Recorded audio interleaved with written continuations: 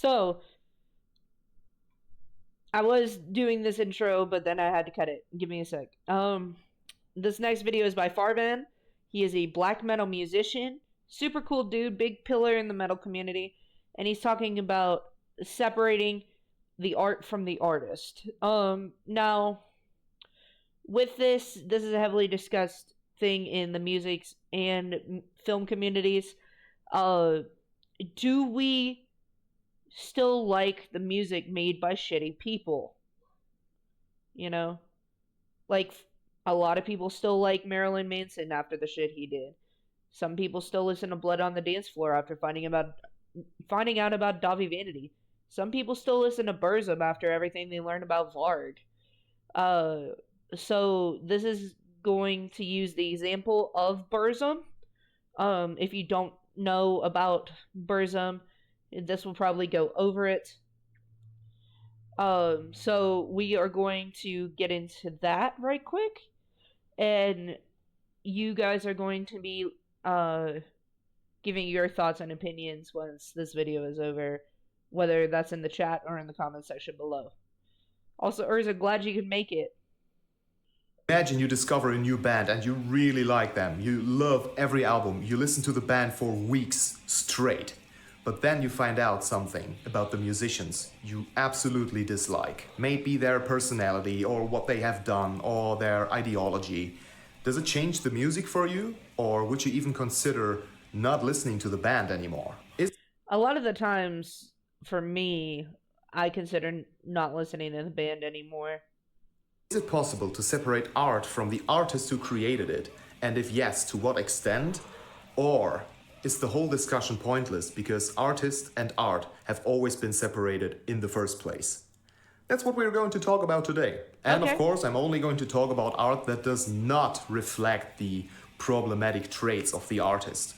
Sounds good. I like that. Makes sense, right? Because if a child molester sings about molesting children, the case is clear. Means we're going to talk about regular art created by problematic people and not problematic art created by problematic people. Sounds Classic good. examples for these problematic traits could be being a left or right-winged extremist, or Faust from Emperor, who's a murderer, or Gal from Gorgoroth, for example. He tortured a guy for hours in self-defense. Or Dagon of Inquisition, who was accused of owning child porn. Even though that's a different case, maybe I'm going to make a separate video about that. Please let me know if you're interested.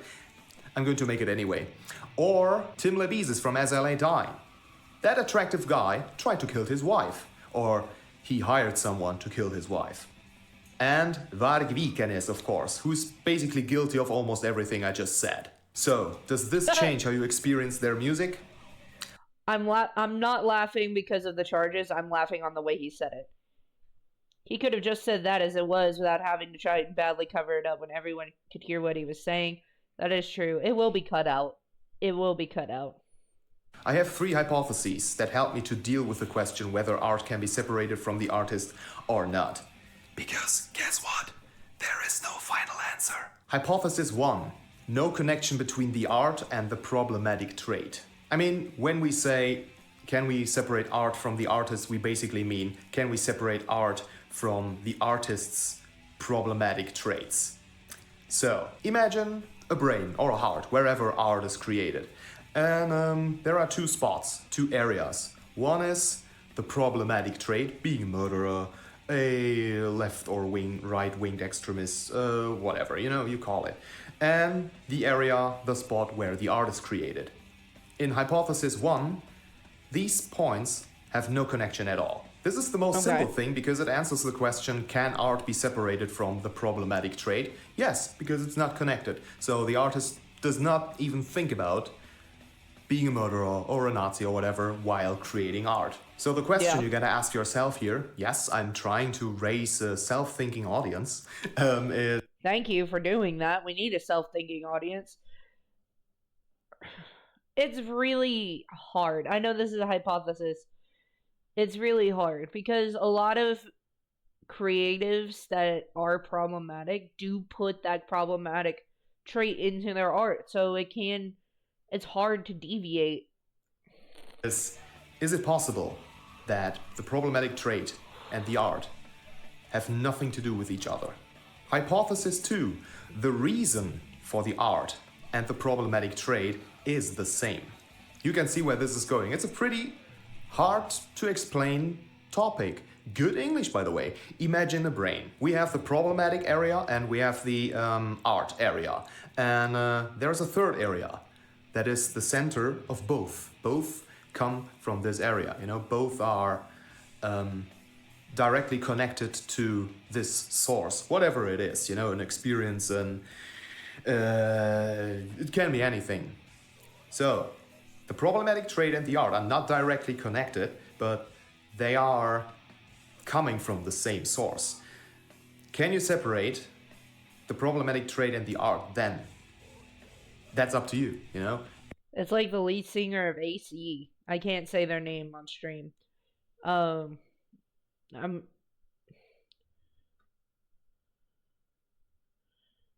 gonna call it Bud Taco because that's the most safe for work way to say their name. The lead singer of Bud Taco was very much extremist in every sense of the word, and because of that, his grindcore music was very, very extremist as well. Damn, tickets ain't cheap. They ain't. I'm not going to answer any questions today. I'm just trying to help you understand with my weird imaginations.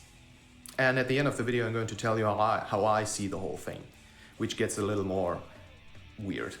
So, an example. The reason for both could be, I freaking hate people. Makes this person a murderer because he hates people, like a lot.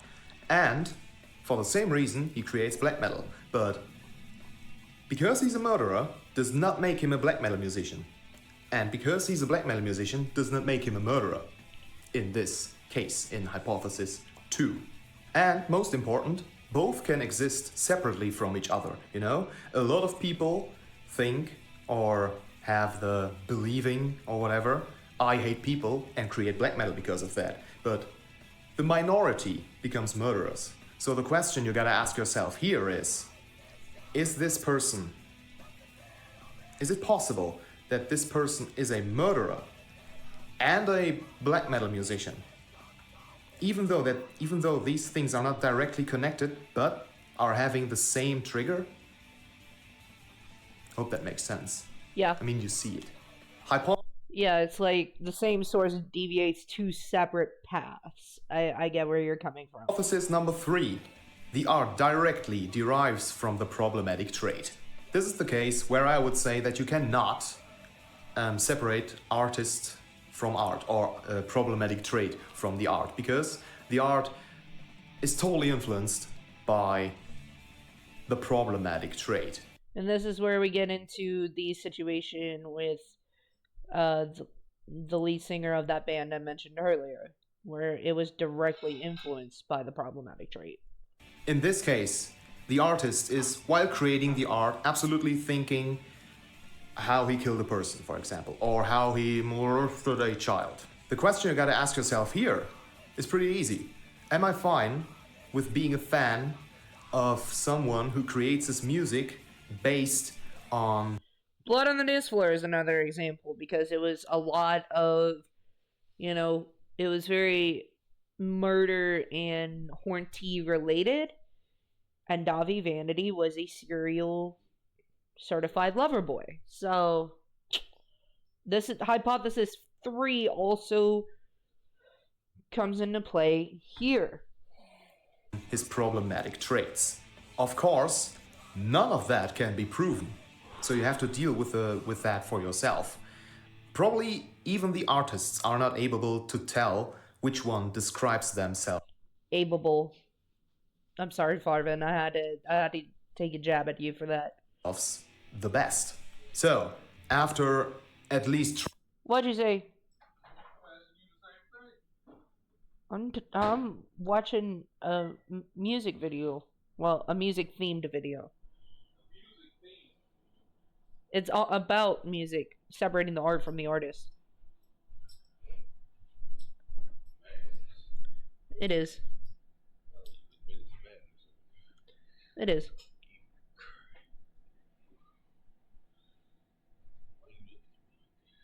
Mm. Trying to sound a little like science. I have showered, been to the shop, and ate. I think I broke my finger. Sheep! Go to the hospital! What are they gonna do besides put a little thingy? Okay, but she needs to know if she broke her finger, if it's nothing serious. Scientific. It is not fine! It is not fine.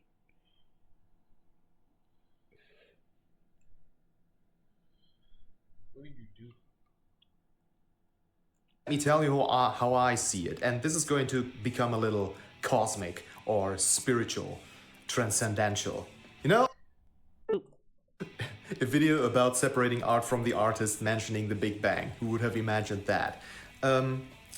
However, I'm a big fan of the Big Bang, meaning I'm a fan of the thought that everything there is already exists somehow and somewhere. And humans, or human brains, or hearts, or whatever, are just catalysts, are converters of the universe's information, or whoever's information, you know, call it God or Satan or universe.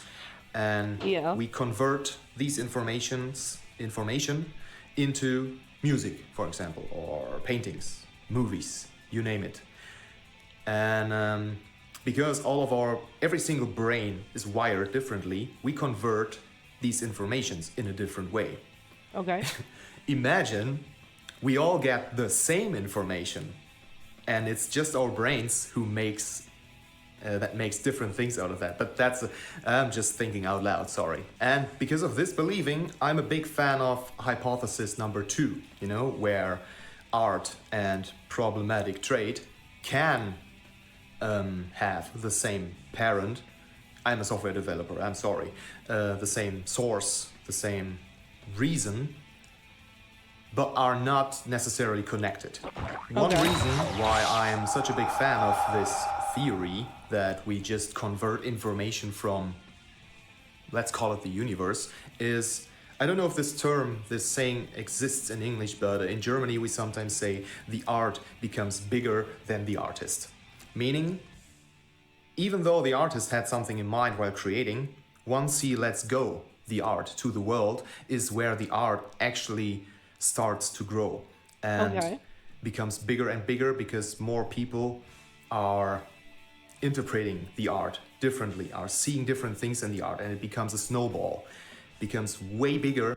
That's an interesting thought, because that's kind of what happened. Yeah, he has one of the bands, Krogonyhurst. That's how you say it. My bad. But no, he has a very good idea with the snowball effect, because if you haven't been on this channel for very long, we've talked about Zdzisław Beksiński. Some of the best pieces in surreal horror came out of his works, and he didn't have any meaning for it, and he actually would get mad at critics for finding meaning in it. But when you let go of that art piece, when he did, it would snowball, it would flourish, it would grow. And so people took that and found their own meanings in his work. And so, yeah, he does have a point there. Than the artist intended it to be. That's why I think you can easily separate art from the artist, because art grows once it's left to the public, once it's, you know, artists. I have a feel, like, my opinion is that it varies between 2 and 3. Hypothesis 2 and hypothesis 3. Like, for most problematic people, the art and the artist are not inherently connected, but they come from the same source. But there are artists whose behavior is directly influencing their music, like Marilyn Manson, Blood on the Dance Floor, Jeffree Star, you know, people like that. Burzum is a different case. Burzum leans more into hypothesis 2. But Taco also leans more into hypothesis 3. Shining also leans more into hypothesis 3. But I definitely... Hold on. Jeffree Star is a musician? Before he ever did makeup, he was a musician, yes. His shit is not great. But yeah, no, I definitely think that it jumps between hypothesis 2 and 3. So It's usually made for the public, I think. Or you make it for yourself, but that's a different form of art. Art usually belongs to the public or to people who transform it into more. I hope that made sense. Anyway, these are my believings. There is still a chance, a big chance actually, that if you're not able to separate art from the artist, it is a very subjective and personal thing. Art can change how you experience the world, how you think, your ideology even, you know? If you listen to a lot of hardcore punk, it's very likely that, especially in your early years, you become a left-winged punk drinking beer all day.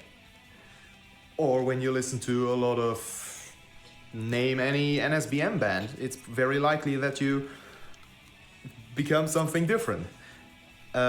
So even though, okay, NSBM was not a good example and punk wasn't a good example because these styles of music usually sing about their ideologies. That's what I didn't want to talk today about today. Sorry. Once again, I mean, you know the example that's about to come. You start listening to Burzum, and then you find out, you want to find out, who's that guy behind Burzum? And then you figure out, he's got more things to say than just his lyrics. And this is how you can become a slave or a believer, a follower of thoughts you would not follow if you didn't listen to Burzum, in the first place.